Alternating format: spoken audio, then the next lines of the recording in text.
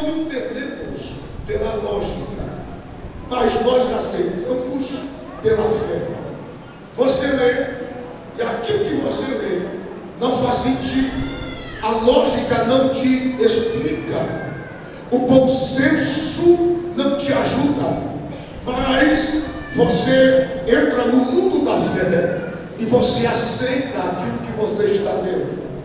Como pregador do Evangelho, e como qualquer pregador do Evangelho, aquilo que está na Bíblia torna-se a nossa defesa nos púlpitos. Se a Bíblia está dizendo que o grande peixe engoliu a Jonas, nós pregamos isto. Mas se a Bíblia dissesse que Jonas engoliu um grande peixe, nós pregaríamos isso e faríamos a defesa disso em qualquer circunstância, morreríamos em nome disso. Nós damos a nossa vida para ser gasta na defesa do Evangelho. Por que é que o senhor está dizendo isso, pastor? Olhe o verso de número 46 outra vez. Depois foram para Jericó. Tem um ponto, preste atenção, ponto. E saindo ele de Jericó com os seus discípulos. Levante o rosto aqui. Eu só prego isso e defendo isso porque a Bíblia está dizendo isso. Eu não entendi, pastor, eu vou repetir. Eu só prego isso e só defendo isso porque a Bíblia está dizendo isso. Dizendo o que, pastor? Que Jesus um dia entrou em Jericó.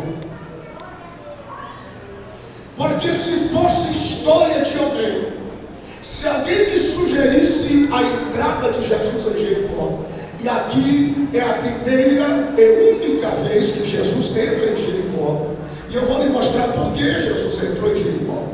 Se alguém me dissesse que ele entrou em Jericó e a Bíblia não mencionasse a sua entrada em Jericó, eu fielmente desacreditaria e até confrontaria. Por quê? Porque Jericó tem representações significativas dentro das verdades espirituais que cercam a Jericó pela sua condição maldita e amaldiçoada. Jericó não poderia haver autorização e permissão alguma de alguém sequer tão santo e connaciado como Jesus para entrar em Jericó. Jesus não poderia entrar em Jericó pelos trâmites normais do que Jericó significava para judeus religiosos.